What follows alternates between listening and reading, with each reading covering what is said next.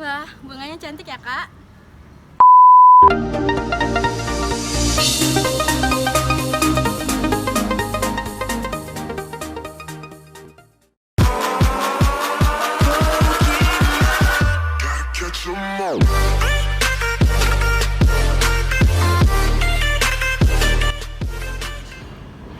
Assalamualaikum warahmatullahi wabarakatuh. Anak-anak, apa kabar semuanya? Alhamdulillah, semoga sehat selalu ya. Pada pertemuan kali ini, kita akan memasuki bab struktur dan fungsi tumbuhan.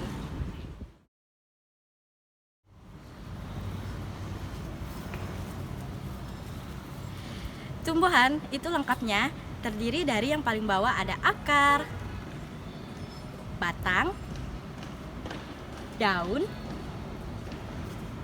bunga, dan ada buah dan biji.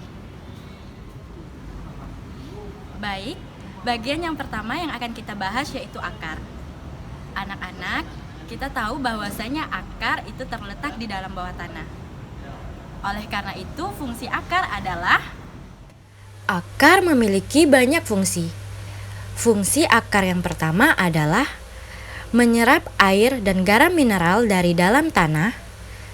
Kemudian, untuk memperkokoh berdirinya tumbuhan. Yang ketiga, fungsi akar yaitu sebagai alat respirasi atau bernafas. Nah, ada yang pernah melihat akar pohon beringin? Iya, salah satu ciri utama beringin adalah adanya akar gantung yang tumbuh dari percabangannya. Fungsi akar gantung yaitu adalah untuk respirasi. Fungsi akar selanjutnya yaitu sebagai tempat menyimpan cadangan makanan. Adapun contoh tumbuhan yang menggunakan akar sebagai tempat cadangan makanan adalah wortel. Nah, jadi yang kita makan dari bagian wortel itu adalah struktur dari akarnya. Sama seperti singkong, singkong juga menggunakan akar sebagai tempat cadangan makanan. Struktur akar. Bila dilihat dari morfologi akar atau dilihat dari struktur luar akar dibagi menjadi 1. Daerah diferensiasi, yakni ada rambut akar. Rambut akar memiliki serabut-serabut halus yang berfungsi untuk memperluas daerah penyerapan. Kemudian yang kedua, akar juga memiliki tudung akar. Tudung akar berfungsi untuk melindungi akar saat menembus tanah. Pada kelompok tumbuhan berbiji, ada dua jenis sistem perakaran, yaitu perakaran tunggang dan serabut. Nah, sistem perakaran tunggang itu mempunyai bagian berukuran besar yang disebut dengan akar utama. Di sekitar akar utama, tumbuh akar-akar kecil sebagai akar cabang. Jadi, sistem perakaran tunggang terdiri atas akar utama dan akar cabang. Bedanya dengan sistem perakaran serabut, akar serabut itu tidak mempunyai akar utama. Sistem perakaran tunggang itu terdapat pada tumbuhan dikotil. Contohnya seperti mangga, wortel, dan rambutan. Sedangkan sistem perakaran serabut itu terdapat pada tumbuhan monokotil. Contohnya seperti rumput, padi, dan jagung. Selanjutnya, struktur anatomi akar atau struktur dalam akar. Bila akar dipotong melintang kemudian diamati di bawah mikroskop, akan nampak struktur di dalamnya. Adapun struktur akar terdiri dari epidermis, korteks, endodermis, xilem, dan floem. Untuk memudahkan kita dalam mengingat struktur akar, maka kita buat singkatan E, Ko, Edo, Flo, dan Si. E untuk epidermis, Ko untuk korteks, Edo untuk endodermis, Flo untuk floem, dan Si untuk xilem. Fungsi bagian akar. Yang pertama ada epidermis. Epidermis itu terdiri dari dua kata yaitu epi dan dermis. Epi itu berarti luar dan dermis itu berarti kulit. Artinya epidermis adalah permukaan kulit terluar. Nah, fungsinya sebagai pelindung jaringan di bawahnya. Selanjutnya ada korteks yang berfungsi sebagai tempat cadangan makanan. Yang ketiga ada endodermis. Endodermis adalah lapisan kulit terdalam yang berfungsi menyeleksi air yang masuk ke dalam xilem. Selanjutnya xilem.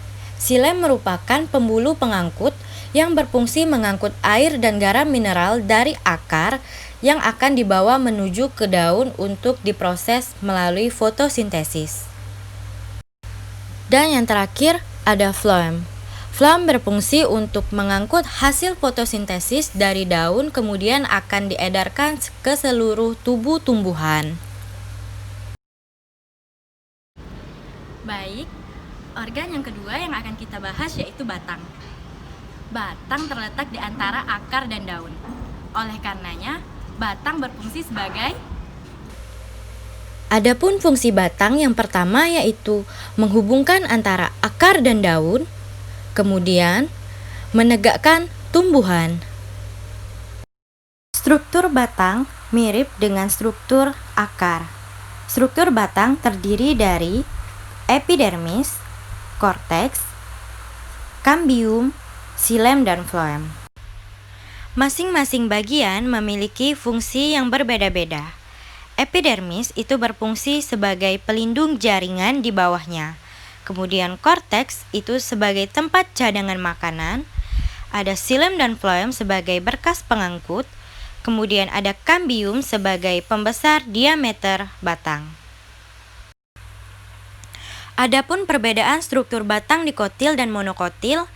Yang pertama, batang monokotil tidak bercabang-cabang.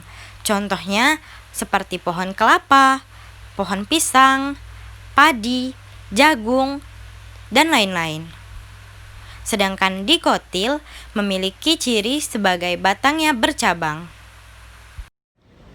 bagian yang ketiga yang akan kita bahas yaitu daun. Daun umumnya berwarna hijau. Ada yang tahu mengapa daun berwarna hijau? Iya, karena daun mengandung klorofil atau zat hijau daun. Daun memiliki fungsi yang sangat penting bagi tumbuhan. Apa saja fungsi daun? Mari kita simak penjelasan berikut ini. Fungsi daun yaitu sebagai tempat berlangsungnya fotosintesis. Dan yang kedua, sebagai transpirasi atau penguapan.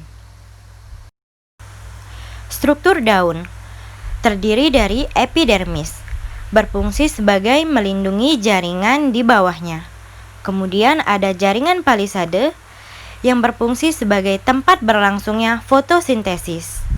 Ada celah stomata, tempat pergantiannya atau pertukaran CO2 dan oksigen.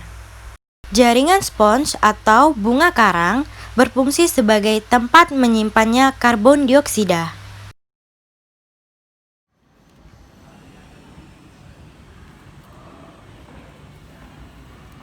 Baiklah, itulah penjelasan mengenai struktur dan fungsi tumbuhan.